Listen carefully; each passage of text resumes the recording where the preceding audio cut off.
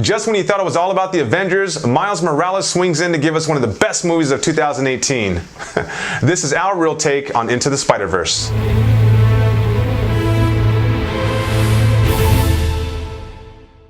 3 different directors helmed the creation of Spider-Man Into the Spider-Verse, and this film stars the voice talents of Shameik Moore, Lily Tomlin, Haley Steinfeld, Zoe Kravitz, Mahershala Ali, Chris Pine, Nicolas Cage, and a slew of other voices. So this time, instead of Peter Parker taking center stage, we have Miles Morales, a black Latino kid who gets bitten by a radioactive spider, a la the different Spider-Man stories. But this time, the story focuses on him as he matures and grows into becoming the next Spider-Man. Right. The unique thing about this movie is that he clashes with all of these different Spider-Men from the different multiverses, right? And part of the fun of this movie is, of course, watching all of these different Spider-Man characters come into play to make this mind-blowing trip of a story. My God, I had so much fun watching this movie. Yeah, guys, this was a movie that the trailers beautifully did not prepare you for. They hid a lot of stuff. They did a good job. Yes, the trailers were very slow, and some people were like, but no, go out and watch this movie, guys. This movie oozes with humor, and it's got some spectacular and dazzling animations, guys. You're gonna love this. Absolutely, absolutely. I haven't liked a Spider-Man movie this much since Sam Raimi's Spider-Man 2, which happens to be my personal favorite Spider-Man movie, but I even like this more than Homecoming. I really love the heck out of this movie. I think the narrative is good.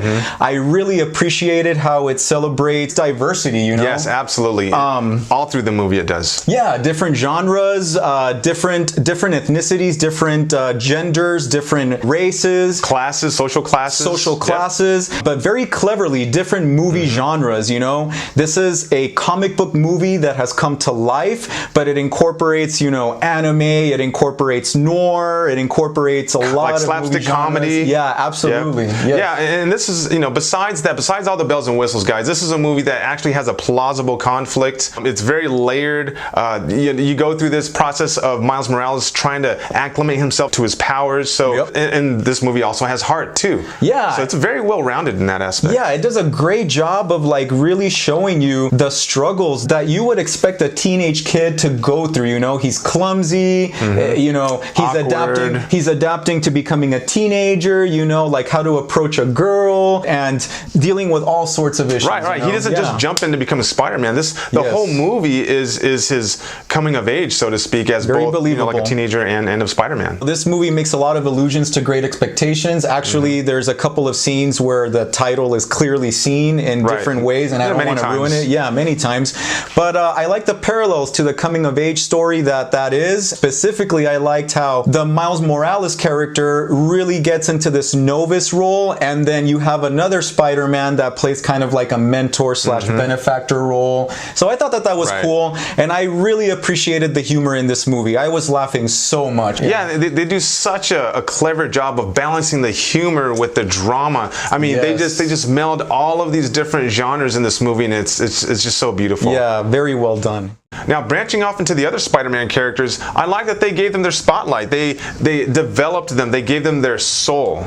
Their own distinct personalities. Their backstories. Yeah, and they're all funny in their own way, you know? Yes, they are. It's so entertaining, you know? Like, I loved watching all the characters and how different they are. The villains also, you know? If I had one criticism about the movie is that I wished I had learned more about some of the villains' motivations a little bit more. That's true. They were fleshed out just a little bit more, but it was still a lot of fun to see the villains, especially Kingpin and Dr. Octopus. Yes, they did a spin on Dr. Octopus, which I found highly entertaining, and I wish I would have seen more of that. Yeah, I totally agree with you. A little bit more fleshing out of the villains, because it really was more about the spider people, but at the same time, you do kind of want to find that balance as well, right? Yeah, and that's often the problem with a lot of these Marvel films, I think, is that they tend to focus more on the heroes. That's true.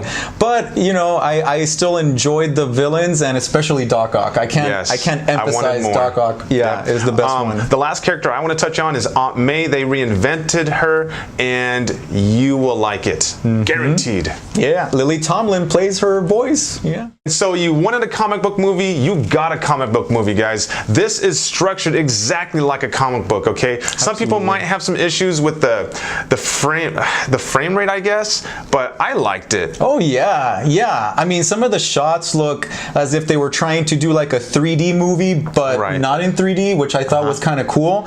But it really legitimately looks like a comic book movie come to life. Yeah, down to the actual like speech boxes and thought boxes. Yes, and the onomatopoeia of like the pow and the punch and the zap and the all of that pops up on the screen in a really clever way. It's like eye candy. It's amazing. I liken this movie to the experience that I felt watching James Cameron's Avatar, actually. Oh wow, that was a great one. Yeah, because it was just bold words. So entertaining and so fun and awesome. Building off of that, the colors were so bold and in your face. It was lovely. It was like just a painting. Psychedelic. Yeah, absolutely. And then the facial expressions were so, like in some scenes were very real. Like they spent a lot of time with this, okay? It's got this, I'm not going to say abstract because that's not the correct term, but it just has this different feel to this. I mean, it's like a portrait. I mean, I don't know how else to describe it. I'm not an art expert. It's unique. It's unique. Let's just bottom line, it's very innovative. And I really appreciated the way that they also took some certain risks, like they had some split screen use so that you could see the different reactions of the different characters happening at the same time, kind of like Brady Bunch style, you know. And then the music, man. The music, along with everything that you were seeing, it matched perfectly. It was bouncy. It got under my skin. It was edgy. It had attitude. It had culture. Yes, absolutely. Like you said, it definitely hit all the relevant beats of what was going on during the movie. And I found myself bobbing my head all through the movie. Yeah, and I sure did. And I remember turning to you a couple of times and just going, "Man, this movie is blowing my mind." Yes, like it was so good. Yeah, and a lot of that is due to the animation, the camera angles, the cinematography are unlike what we're used to. I mean, it's so upside down and sideways and in your face. It really feels like a comic book come to life, guys. It was unbelievable. This movie has tremendous rewatch value, and I'm going to pre-order this on Blu-ray. What more can we say about how great this movie was? I mean, obviously one of the best movies of the year. Yes. Arguably the best animated film of the year. One of the best experiences at the theater for sure. Yeah. So as far as ratings go, I'm going to go ahead and give this 4.5 ratings because, well, I haven't given any movie a 5 real rating, but yeah, 4.5 for me, very strong. I thought this movie really reinforced how Peter Parker and Spider-Man are basically one of the most iconic, time-tested, layered, whatever you want to call it, three-dimensional. Yes, combo characters of all time. Yes. Okay. So 4.5, huh? 4.5. I'm gonna give this movie 5 reels. I don't care what anybody says. I don't care. I don't have any problem with 5 reels. To me, it's not perfect. It's near perfect. It is not a perfect movie, but my God, I mean, when you go to the movies and you never avert your gaze from the screen, that says something, you know? Yeah. And I didn't a single time, and I had a grin on my face almost the entire movie.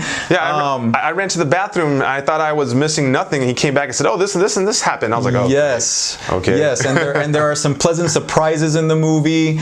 It really just took a hold of all of my senses. I was really enraptured watching the movie. Good word. The narrative was good. The characters were good. Again, my second favorite Spider-Man movie of all time. It brought me back to the cartoon series from back in the day. Yeah. A couple of times. There's a reason why we laugh about that. Yes, there is a reason, and we'll leave it at that. But yes, 5 ratings. Anyway, let us know where this Spider-Man movie ranks on your list of the best Spider-Man films ever. Leave your comments below. Look us up on Facebook @RealScreeners and on Instagram real.screeners. And as always, guys, if you have an Alamo Draft House in your city, make sure to hit that place up. It's hands down the best place to watch movies. And don't forget to subscribe if you like our videos. Hit that bell button and join us next time for Real Takes on Movies. Just when you thought it was all about the Avengers, Miles Morales swings in to give us the This is... So this time we don't have Peter Parker at the center stage, but we have Miles Morales, a different kid who gets...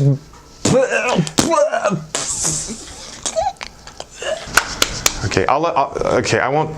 Okay, I knew what I was gonna say, and I forgot. And I don't know. I forgot. And join us next time for some more Outtakes. And as always, if you have an Alamo Draft House in your hitty.